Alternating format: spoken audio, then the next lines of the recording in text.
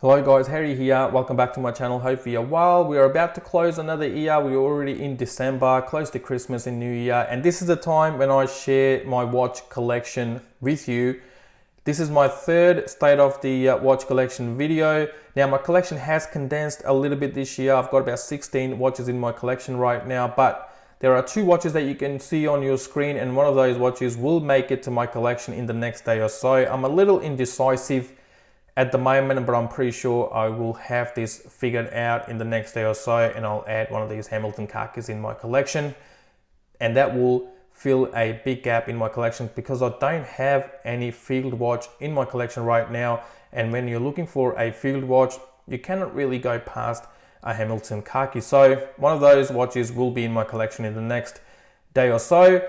Now I know these state of the watch collection videos can be a bit too lengthy, but I'll try to keep it short and simple today. This is not a review of any of these watches, so I will keep it short and simple. We'll go through all the watches that I have here with me today in my collection, and then I'll wrap up the video. So guys, let's kick in. Let's check out all the watches that I have in my collection right now. So guys, I'm going to start off with the first watch. I'm going to start off with my Casios first, and I'm going to start off with the best value for money watch in my collection. You can still pick up these F91Ws for less than $20 US, I believe, and that is just sheer value for money. Yes, you don't get all the bells and whistles with this Casios, but what you get is just fantastic value for money.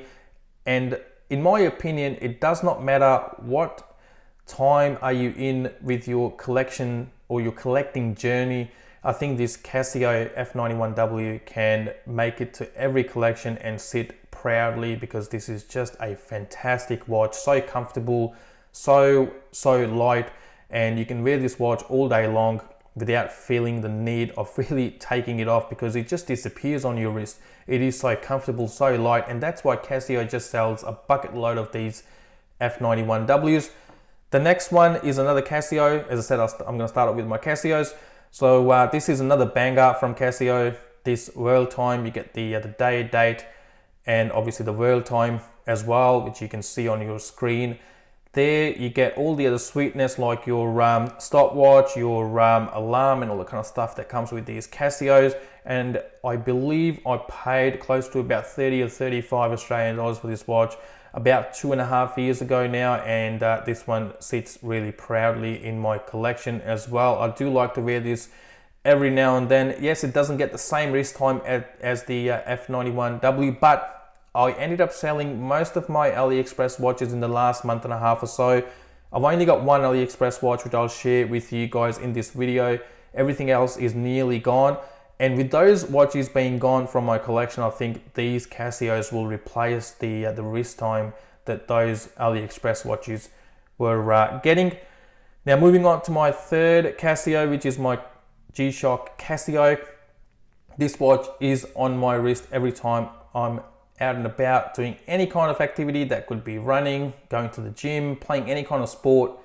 This watch is on my wrist. You cannot really go wrong. Iconic G-Shock look, and you can pick these up. Now the prices have dropped on these, especially with the authorized dealers. You can pick these up for less than 150 Australian dollars. I've seen some authorized dealers really selling these for less than 150, and even on Amazon as well for less than 150 Australian dollars. Fantastic value for money for that price.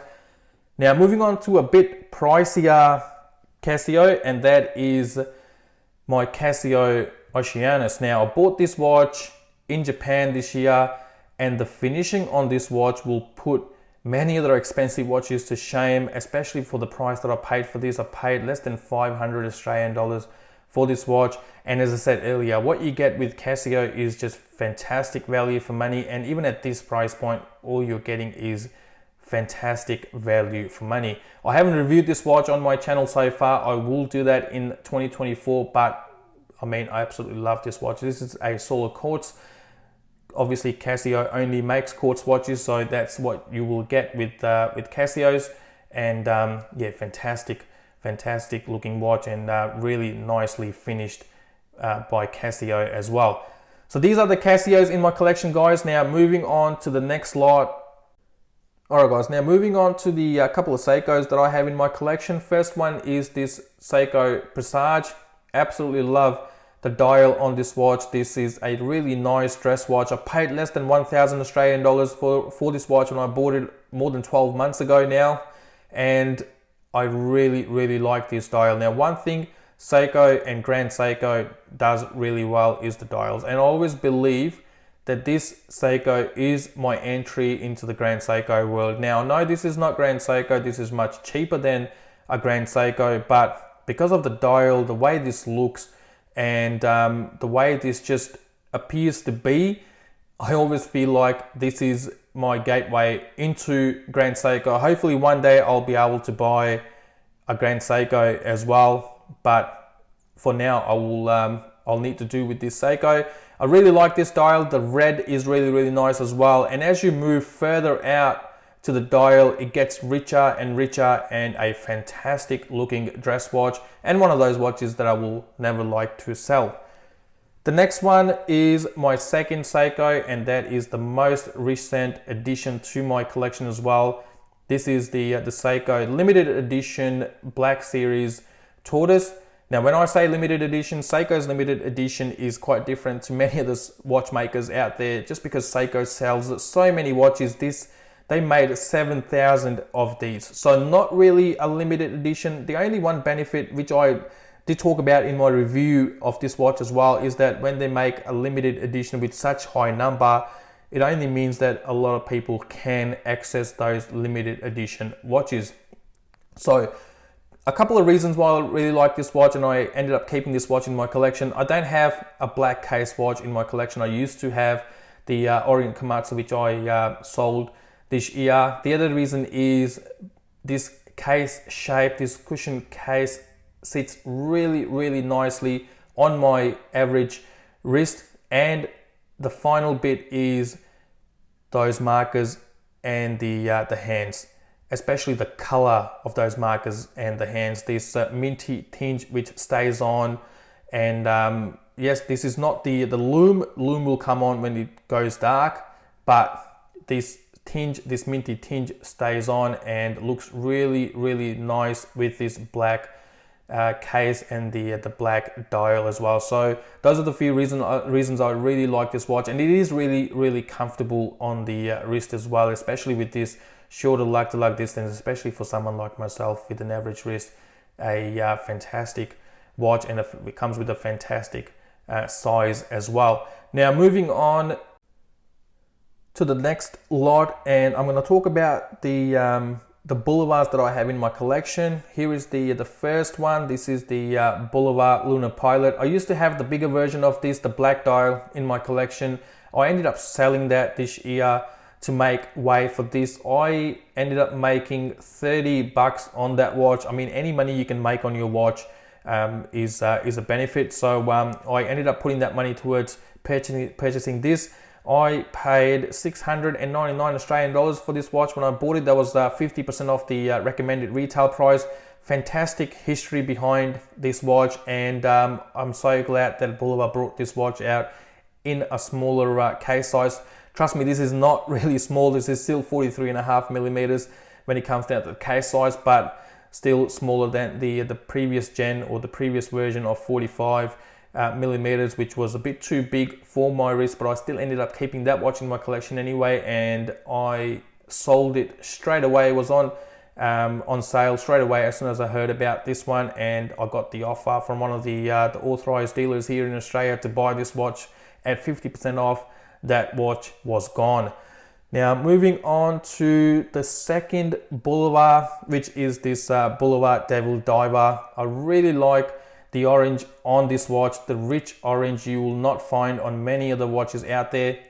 I was nearly selling this watch this year, but then I just couldn't do it. So this watch will stay in my collection for another year to come, unless I end up finding something that I can replace this watch with. Something very similar, something with a similar dial, but I don't think I'll be able to find such unique markers on any other watch. I really like how they sit in their own little case. And again, I know I keep coming back to the color, but the orange on this watch is just fantastic. I don't think my camera can capture the true richness of the orange on this dial. Fantastic summer watch. Yes, the movement in this one is not fantastic. It doesn't offer hacking and all that kind of stuff. And for the price that Boulevard puts on this watch, especially the retail price, I think they can go with the 9000 series movement in this watch, and this will be even more attractive when it comes down to the discounts that can be had on these Boulevards. So those are the two Boulevards, those are the two Seikos. Now moving on to the only Citizen in my collection, which is this Pro Master. I used to have more Citizens in my collection, but I've shortened it down to only one, which is the this Pro Master Titanium. And I haven't reviewed this watch on my channel yet, which I will do in the first month or so of the new year. So there's a cool history behind this watch as well. I'm not going to go into that in this video today because this is not a review of this watch, but Titanium Citizen, this is on this aftermarket strap, same as the Boulevard Lunar Pilot as well, and really comfortable again on the wrist. I am a big fan of Citizen's Pro Master range. I've always said it every time I reviewed a Pro Master on my channel. I was the first one to say that I absolutely love Citizen's Pro Master range, and I will always have a Pro Master in my collection. So I upgraded to this Titanium, and yeah, really light, really comfortable on the wrist as well, and cool history, which I will make mention of in my review. Now moving on to the only Chinese or AliExpress watch in my collection right now. Everything else is nearly gone, and I ended up keeping this watch because I will not be selling it. This is such an anomaly.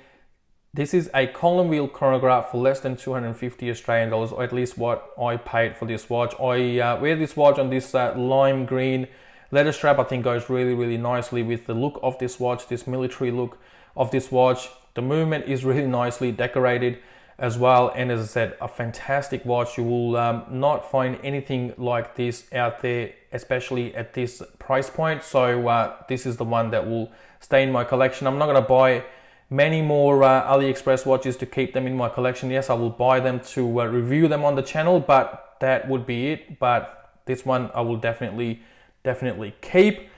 Now moving on to the more pricey side of things, or more pricier watches in my collection. Here is the Oris Big Crown Pointed Date. Now Oris for me as a brand is one of those brands that is quite underrated. It does not get all the accolades or all the attention that it deserves, especially what they have been doing in the recent past with all their in-house movements and everything else. Yes, I know they're a little bit on the pricier side, but I still think Oris, if you are looking for an entry-level Swiss watch, don't really discount Oris. Definitely check out Oris watches as well. And I've got this Big Crown Pointed Date.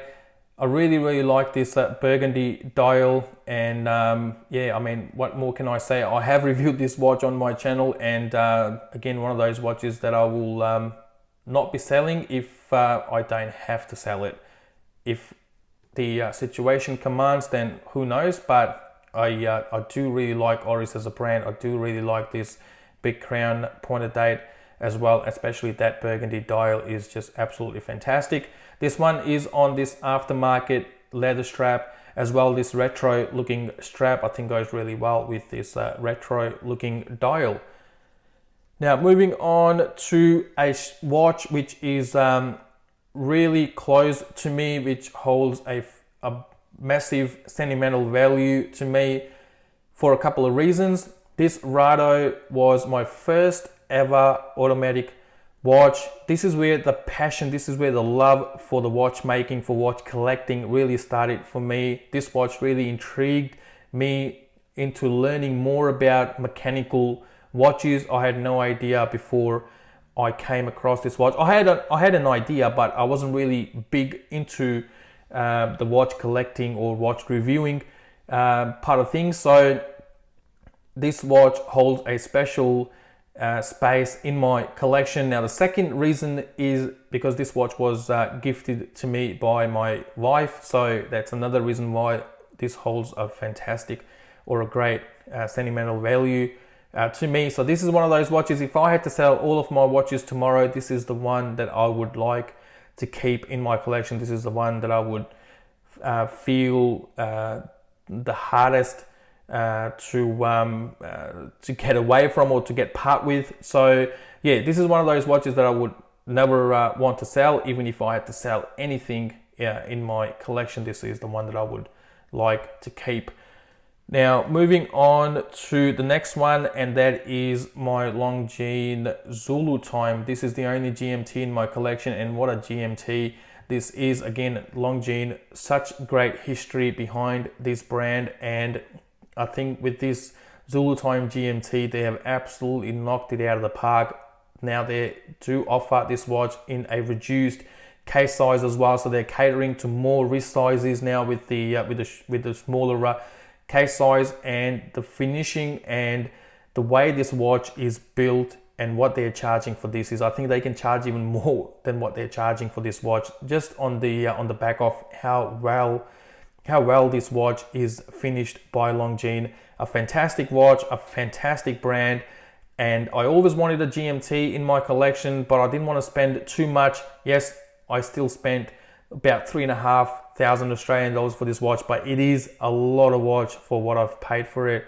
And every time I put this watch on my wrist, it puts a smile on my face. I don't think you can really put any amount of money on that. So fantastic watch and a fantastic value for money, even though this is a pricey watch, but I think this is still a fantastic value for money. Now, moving on to the last 3 watches in my collection.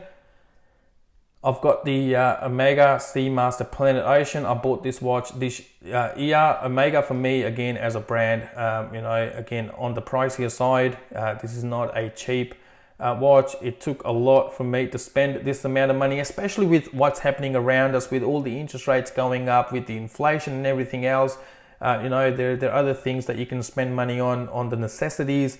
It was a hard decision for me to spend this amount of money on this watch, but I still found a way, because I ended up selling a few other watches. I was able to make enough, and then I had to put a bit more out of my pocket anyway, but I was able to have enough to buy this watch. And this is my first ever Omega, and what a brand this is. Such rich history behind this brand, and there's Seamaster, there's Speedmaster range. You just cannot ignore Omega as a brand. I wanted to buy the Rolex Submariner, but all the politics around Rolex, you just cannot get one. If you have to get one, you have to buy other watches from Rolex, or you have to be on a list, on never-ending list, and your turn will never come, I would say. So I dropped that idea of even thinking about the Submariner, and I ended up buying this. I think I made the right decision. The next watch is, the second last watch is this Tag Heuer Monaco. Now, I think Tag Heuer in the last year or so have done fantastic things with their new releases. Now, not everything Tag Heuer makes is fantastic, and I've always said that they charge, or they overcharge for a lot of their timepieces, especially the quartz watches. But Monaco is one of those watches that again comes with rich history and what it's done in the chronograph world, and especially with this iconic and legendary square case. This is a conversation starter. People who don't even know about watches, I've started a conversation with people just on the back of this watch on my wrist.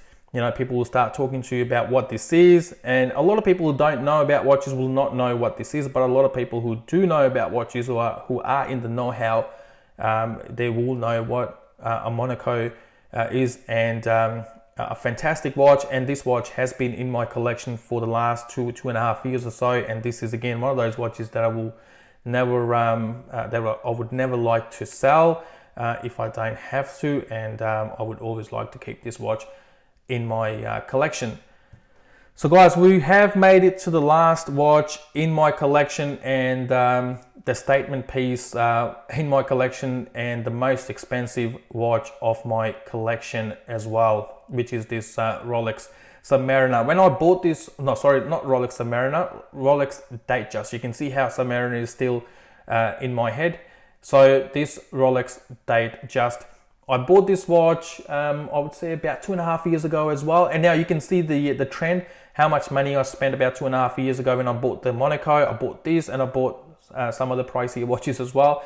But obviously I'm not spending as much money again, as I said earlier, with the interest rates going up, inflation and everything else. You have to be a bit more sensible around where you spend your money, and I'm definitely doing that. So it was a big decision for me. This was a lot of money that I dropped on one watch. I paid $18,000 for this watch back then, and it was a decision that wasn't easy to make. It did not really come easy to me to go out and buy a watch and pay $18,000 for one watch. But to be honest with you, this watch always brings a smile on my face every time this watch is on my wrist. And then obviously the name as well, Rolex. If a watch can really bring confidence in you when you're talking to someone, or you're out and about, this watch, I always feel that this watch brings that extra level of confidence in me when I'm talking to other people, just because of this watch being on my wrist. Now that cannot be said for everyone else out there, but I'm just talking about myself. And again, this is one of those watches that I would never like to sell if I don't have to. If the situation demands that I have to sell it, then obviously I'll sell it, because obviously there are other things that hold priority over having a watch in my collection. But again, I will never want to sell this watch, and I will never want to see this watch leaving my collection ever. So guys, this is it. Thank you very much for watching. Hopefully you enjoyed it. I know I can't fit all of these watches in my camera at the moment, but I've got about 16 as I've shared with you. The 17th is on the way. It's not too far away with the Hamilton khaki, so I'll have that watch in my collection shortly as well. That's another another state of the watch collection video. Hopefully you enjoyed it. This is my watch journey, and I know there are more watches to come that I will add to my collection, and unfortunately some of these will need to leave to make way for those watches, because I'm trying to limit myself to about 16, 17 or under 20 watches. So if I reach that mark, then unfortunately I have to sell some to make way for the new purchase, because I think that is something I can manage, and I don't want to have watches in my collection that I don't or can't wear on my wrist just because of the amount of watches that I have. I want to love everything that I have in my collection. So guys, this is it. I'll wrap it up here. Thank you very much for watching. I'll see you with my next video shortly. If I don't see you before Christmas, have a fantastic Christmas, have a fantastic New Year. Look after yourselves, look after the people around you, and have a fantastic festive season. Thank you again.